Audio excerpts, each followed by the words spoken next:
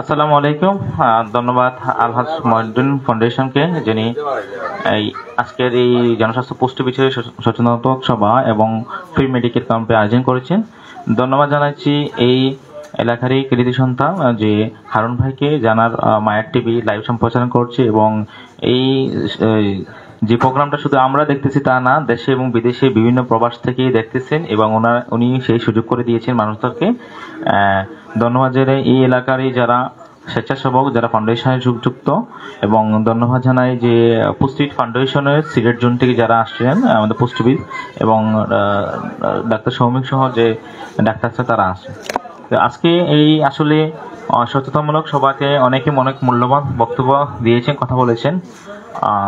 যেহেতু আপনারা জানেন যে আমি পুষ্টিবিদ এবং সিলেট সিটি কর্পোরেশনের পুষ্টিবিদ হিসেবে নিয়োজিত ছিলাম আগে, এখন হয়তো আবার প্রসেসিং আছে, আবার ইনশাল্লাহ খুব দ্রুত আবার জয়েন করব।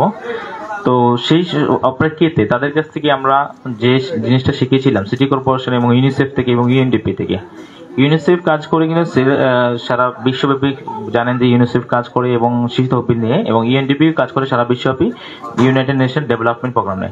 সেই প্রেক্ষিতে আমি কিছু লিফলেট আপনাদের কাছে নিয়ে আসছি। আপনারা দেখতে পারবেন যে এরকম কিছু লিফলেট আপনারা দিচ্ছি। এই লিফলেট গুলাতে অনেক কিছু জানানো আছে, বোঝা আছে। তারপর হলো যে ডেঙ্গু ভাইরাস নিয়ে একটা লিফলেট দিয়েছি সিটি কর্পোরেশনের পক্ষ থেকে, যে ডেঙ্গু যখন চলাকালীন সময় সিলেট সিটি কর্পোরেশন থেকে যেগুলো প্রচারণা হয়েছে, এবং এই লিফলেট গুলো আপনাদের অনেক কাজে লাগবে। যদি এটা ডেঙ্গু নিয়েও কাজ করেন, মানে আপনার বাসা বাড়িতে যেতে কোনো ধরনের মশার বিস্তার না করে, আশেপাশে যে ময়লা বা টবে পানি না জমা থাকে, ডাবের কুশে ডাবের পানিতে না থাকে, এবং সেক্ষেত্রে কিন্তু যে ডেঙ্গুর বিস্তার করে, সেটাও কিন্তু প্রচারণা পত্র নিয়েছি। এটাকেই আমার জনস্বাস্থ্যমূলক প্রোগ্রামের একটা অংশ। এটা সিটি কর্পোরেশন থেকে আছে, তারপর ইউনিসেফ থেকে যেগুলো তথ্য আছে সেগুলো দিয়েছি আপনাদেরকে। তো আপনাদের সামনে আরেকটা আমি চার্ট নিয়ে আসছি, দেখবেন যে এটা এক ধরনের যে ফ্লিপ চার্ট, যে পিভিসি বোর্ডের চার্টটা।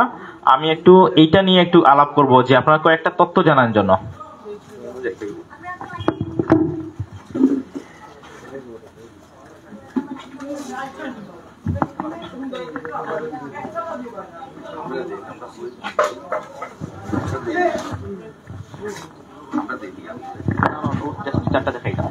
আচ্ছা, যে আমি যে বিষয়টা নিয়ে আলোচনা করব সেটা হলো যে এই একটা চার্ট নিয়ে, এটাতে কিন্তু এটা ইউনিসেফর, এবং আমরা যখন প্রোগ্রাম করি সিটি কর্পোরেশনও একবারে উঠান বৈঠক গুলা করা হয়, তখন আমরা এটা ইউজ করেছি।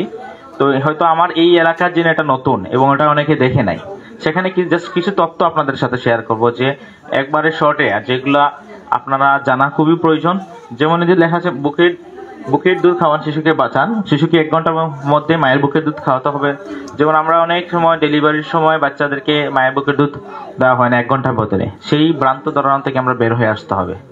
এটা কুসংস্কার যে 1 ঘন্টার ভিতরে দিতে হবে, এবং প্রসূতি মাকে 2 লাখ ইন্টারন্যাশনাল ইউনিটের ভিটামিন এ ক্যাপসুল, দেখবেন যে 4টা ট্যাবলেট একসাথে খাওয়ায়, ক্লিনিকে করেন আর হসপিটালে করেন। তো এই তথ্য দিতে হবে। তারপর 6 মাস পর্যন্ত শুধুমাত্র মায়ের বুকের দুধ খাওয়াতে হবে, এবং 6 মাসের পর থেকে 1 ফুটা পানিও দেওয়া যাবে না। তো আমি যখন আমরা কাছে বাচ্চাগুলো আছে পুষ্টি সংক্রান্ত,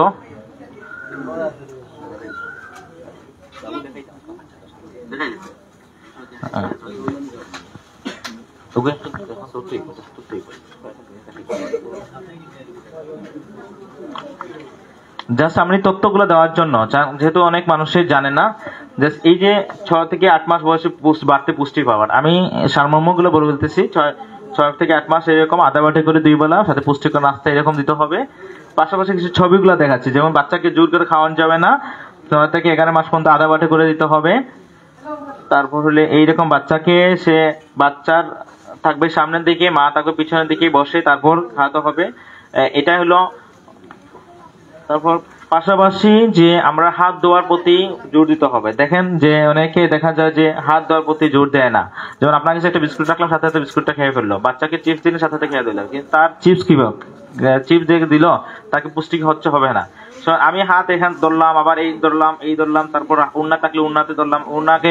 আচ্ছা, একজন মায়ের উন্না কত কাজে ব্যবহার করে জানেন? এই যে কেউ আসলেও বাসাতে চেয়ারটা মুছে দিবে, কেউ বাসাতে আসলো পিরিচটা মুছে দিবে, কেউ ঘরে আসলো বাচ্চাটা এই নাক দিয়ে সর্দি পড়তেছে সর্দিটা মুছে দিবে, তাই না? তারপরে কেউ বিস্কুট দিচ্ছে সেটাও আবার মুছে দিয়ে আবার দিবে বাচ্চাকে। কেউ আসলে পান খাওয়ার জন্য এই পানটা আবার শাড়ি দিয়ে মুছে দিবে। তো কতটা কাজ করলো? আপনার হাত কি পরিষ্কার আছে? তাই এইভাবেই কিন্তু আমাদের শরীরে রোগ জীবাণুগুলো ঢোকে এবং আমরা অসুস্থ হয়ে যাই। তো এটাও যে মশা আছে এরকম যাতে না ঢোকে সেটা আপনার চেষ্টা করবেন। তারপর হলো গুরুত্বপূর্ণ একটা দেখাই ফেলে আপনাদেরকে যে একটা ওজন বৃদ্ধির চার্ট জাস্ট একটা নিবেন।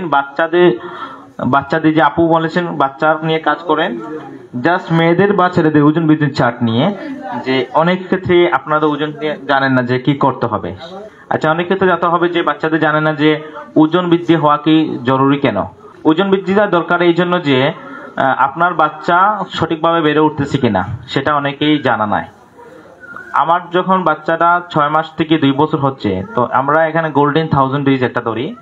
একটা প্রেগনেন্ট মহিলা বাচ্চা জন্ম দেওয়ার আগ থেকে বাচ্চা ডেলিভারি পরে এবং তার বাচ্চার বয়স 2 বছর পর্যন্ত এটাতে গোল্ডেন 1000 ডেজ দেওয়া হয়। এটা ইন্টারন্যাশনালি, এটা বাংলাদেশে না, এটা আন্তর্জাতিকভাবে স্বীকৃত। সেই সময় যদি একটা বাচ্চা পুষ্টিকর পরিপূর্ণতা খাবার না পায় বা বাচ্চা ভ্রূণের ঠিকমতো গঠন না খায় মায়ের, পাশাপাশি বাচ্চার জন্মের পর থেকে 2 বছর পর্যন্ত তার ব্রেইন ডেভেলপমেন্ট না হয়, সেই ঘাটতি সারা জীবনই আর যাবে না। বলতে পারেন যে আমার বাচ্চা তো খায় না, আমার বাচ্চা তো অপুষ্টি। যখন এই 2 বছরের ভিতরে কিন্তু আপনার বাচ্চা যদি পরিমাণ মতো পুষ্টিকর খাবার দাবার না পায় এবং বাচ্চা যদি ঠিকমতো দৈহিক এবং শারীরিক তার ওজন না বৃদ্ধি পায়, সেক্ষেত্রে সে একটা ঘাটতি থাকবে এবং সেই ঘাটতিটা কিন্তু সারা জীবন সম্ভব নয়। সেক্ষেত্রে কিন্তু আপনাদেরকে কাজ নিতে হবে। তো এইভাবেই কিন্তু আপনাদের যে পুষ্টির কার্যক্রমগুলো চলে। পাশাপাশি আপনাদেরকে যেটা আমার হাত ধোয়ার যেটা বললাম সেটাও কিন্তু মনে রাখতে হবে। পাশাপাশি করোনাকালীন সময়ে কিন্তু আমরা কি করছি, হাত ধোয়ার মাধ্যমেই কিন্তু করোনাকে প্রতিরোধ করছি। এখন কি আপনারা মনে করেন কেউ হাত দিয়ে ভাত খায়? খুব কম সংখ্যক সাবান দিয়ে হাত ধুয়ে ভাত খায়, গিয়ে দেখে জিজ্ঞেস করবেন। বা এখন একটা খাবার দিলেন, আপনি সাথে সাথে কিন্তু খাবারটা আটুস করে পেটের ভিতরে দিয়ে দিলেন, মুখে দিয়ে দিলেন, সেটা করা যাবে না। সেটাও কিন্তু আপনার এই রোগ যে আপনার যে রোগগুলা জীবাণু অটোমেটিকলি আপনার শরীরে প্রবেশ করবে, সেটাও কিন্তু আপনার লক্ষ্য রাখতে হবে। এবং একজন সুস্থ মানুষ বছরে 2 বার কৃমিনাশক ওষুধ খেতে হবে। যদি কেউ কৃমিনাশক ওষুধ না খায়, সেক্ষেত্রে তার যে কৃমির জীবাণু শরীরে ঢুকতে পারে এবং পাশাপাশি সে বিভিন্ন ধরনের রোগ জীবাণু আক্রান্ত হবে, সেটা কিন্তু লক্ষ্য রাখতে হবে। আর যখন রোদ আসে তখন আমাদের উচিত বিকাল 10টা থেকে 3টার ভিতরে আমাদের রোদে থাকতে, যাতে করে আমাদের ভিটামিন ডি টা আমরা পাই। এভাবেই কিন্তু আমরা পুষ্টি এবং জনস্বাস্থ্য নিয়েই কাজ করতে পারি। আর যখনই আমরা এই বিষয়টা নিয়ে নিজে নিজে চিন্তা করব, তখনই দেখবেন যে অনেক রোগ জীবাণু থেকে আমরা বেঁচে থাকা সম্ভব এবং আমরা নিজে সুস্থ রাখতে পারবো। আমরা যখন নিজেদের সুস্থ রাখতে পারবো, দেখবেন আমাদের কোনো রোগ জীবাণু আসবে না, আমাদের চিকিৎসা প্রয়োজন পড়বে না। আর যখন চিকিৎসা প্রয়োজন পারবে না, দেখবেন আপনার কর্মক্ষমতা অর্থাৎ কাজের যে স্পৃহা অনেক বেড়ে যাবে, আপনি অনেক কাজ করতে পারবেন, পরিবারকে সময় দিতে পারেন। তো ধন্যবাদ আমারই যে আমাদের এই ফাউন্ডেশনকে যারা খুব সুন্দর করে পরিচালনা করছেন এবং আমাদের এই প্রোগ্রামকে স্বতঃস্ফূর্ত বেশি আপনাদের সফল করার উদ্দেশ্যে নিরলস কাজ করছেন।